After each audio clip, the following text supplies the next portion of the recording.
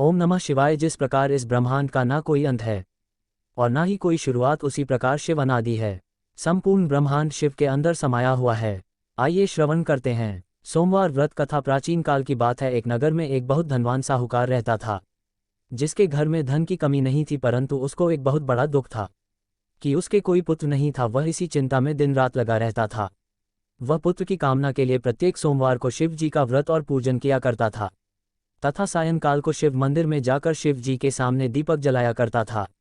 उसके इस भक्ति भाव को देखकर एक समय पार्वती जी ने शिव जी महाराज से कहा कि महाराज, ये साहूकार आपका अनन्य भक्त है और सदैव आपका व्रत और पूजन बड़ी श्रद्धा से करता है। इसकी मनोकामना पूर्ण करनी चाहिए। शिव जी ने कहा, है पार्वती, यह संसार कर्म क्षेत्र है।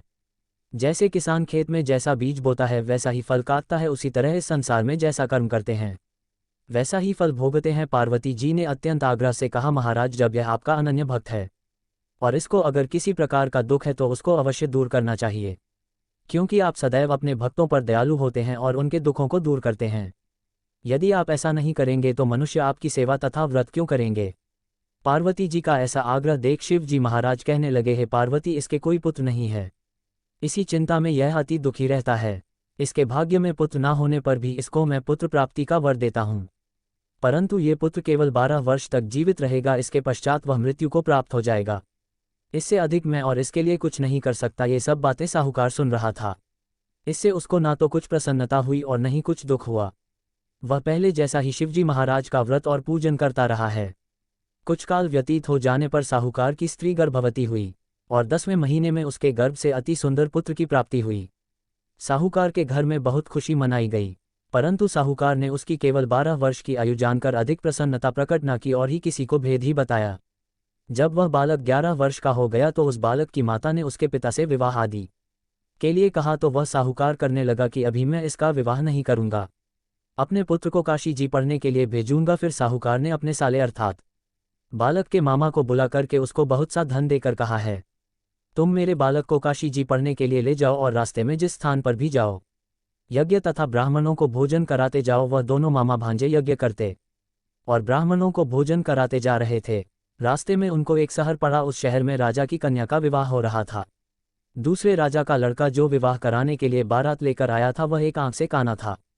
उसके माता पिता को इस बात को लेकर बड़ी चिंता थी कि कहीं वर को देखकर कन्या के माता पिता विवाह में किसी प्रकार की अड़चन पैदा ना कर दे। इस कारण जब उसने अति सुंदर सेठ के लड़के को देखा तो मन में विचार किया कि क्यों ना दरवाजे के समय इस लड़के से वर का काम चलाया जाए। ऐसा विचार कर वर के पिता ने उस लड़के और मामा से बात की तो वे राजी हो गए। फिर उस लड़के को वर के कपड़े पहनाकर तथा घोड़ी पर चढ़ाकर दरवाजे पर ले गए और सब कार्य प्रसन्नता से पूर्ण हो गया। फिर वर के पिता ने सोचा कि यदि विवाह कार्य भी इसी लड़के से करा लिया जाए तो क्या बुराई है। ऐसा विचार कर लड़के और उसके मामा से कहा, यदि आप फेरों का काम और कन्यादान के काम को भी करा दें तो आपकी बड़ी कृपा होगी और मैं इसके बदले में आपको बहुत कुछ न धन दूंगा। तो उन्होंने स्वीकार कर लिया और विवाह कार्य भी बहुत अच्छी तरह से संपन्न हो गया।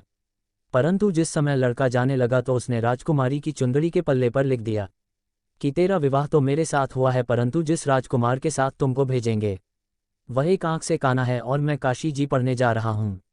लड़के के जाने के पश्चात उस राजकुमारी ने जब अपनी चुंदड़ी पर ऐसा लिखा हुआ पाया तो उसने राजकुमार के साथ आने से मना कर दिया और कहा कि वह मेरा पति नहीं है, मेरा विवाह इसके साथ नहीं हुआ है, वह तो काशी जी पढ़ने के लिए गया है। राजकुमारी के माता पिता ने अपनी कन्या को विदा नहीं किया और बारात वापस चली गई। उधर सेठ का लड़का और उसका मामा काशी जी पहुंच गए। वहां जाकर उन्होंने यज्ञ करना और लड़के ने पढ़ना शुरू कर दिया। जब लड़के की आयु 12 वर्ष की हो गई तो उस दिन उन्होंने यज्ञ रचा रखा था कि लड़के ने अपने मामा से कहा कि मामा जी, आज मेरी तबीयत कुछ ठीक नहीं है। तब मामा ने कहा कि अंदर जाओ और सो जाओ। लड़का अंदर जाकर सो गया और थोड़ी देर में उसके प्राण निकल गए। जब उसके मामा ने आकर देखा कि वह मुर्दा पड़ा है तो उसको बड़ा दुख हुआ और उसने सोचा कि अगर मैं अभी रोना पिटना मचा दूंगा तो यज्ञ का कार्य अधूरा रह जाएगा। अतः उसने जल्दी से यज्ञ का कार्य समाप्त कर ब्राह्मणों के जाने के बाद रोना पीटना आरंभ किया। संयोगवश उसी समय शिव पार्वती जी उधर से जा रहे थे।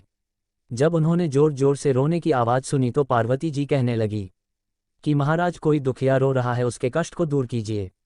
जब शिव पार्वती ने पास जाकर देखा तो वहां एक लड़का मुर्दा पड़ा था। पार्वती जी कहने लगी कि महाराज, ये तो उसी सेठ का लड़का है जो आपके वरदान से हुआ था। हे महाराज, इस बालक को और आयु दीजिए। नहीं तो इसके माता पिता तड़प तड़प कर मर जाएंगे। पार्वती जी के बार बार आग्रह करने पर शिव जी ने उसको जीवन वरदान दिया और शिव जी महाराज की कृपा से लड़का जीवित हो गया। शिव जी और पार्वती जी कैलाश पर्वत पर चले गए। तब वह लड़का और मामा उसी प्रकार यज्ञ करते तथा ब्राह्मणों को भोजन कराते हुए अपने घर की ओर चल पड़े। रास्ते में उसी शहर में आए जहां उसका विवाह हुआ था। वहां पर आकर उन्होंने यज्ञ आरंभ कर दिया तो उस लड़के के ससुर ने उसको पहचान लिया और अपने महल में ले जाकर उसकी बड़ी खातिर की, साथ ही बहुत से दास दसियों सहित आदरपूर्वक लड़की और जमाई को विदा किया। जब वह अपने शहर के निकट आए तो मामा ने कहा कि मैं पहले तुम्हारे घर जाकर खबर कर देता हूँ। जब उस लड़के का मामा घर पहुंचा तो लड़के के माता पिता घर की छत पर बैठे थे और यह न कर रखा था, यदि हमारा पुत्र सकुशल लौट आया तो हम राजी खुशी नीचे आ जाएंगे, तो छत से गिरकर अपने प्राण खो देंगे। इतने में उस लड़के के मामा ने आकर यह समाचार दिया कि आपका पुत्र आ गया है, तो उनको विश्वास नहीं हुआ। तब उसके मामा ने शपथ पूर्वक कहा कि आपका पुत्र अपनी स्त्री के साथ बहुत सारा धन लेकर आया है। तो सेठ ने आनंद के साथ उसका स्वागत किया और बड़ी प्रसन्नता के साथ रहने लगे।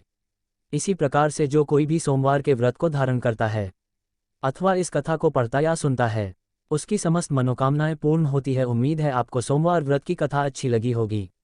अगर आपको यह वीडियो अच्छी लगी हो तो कमेंट सेक्शन में ओम नमः शिवाय लिखना ना भूले। धन्यवाद।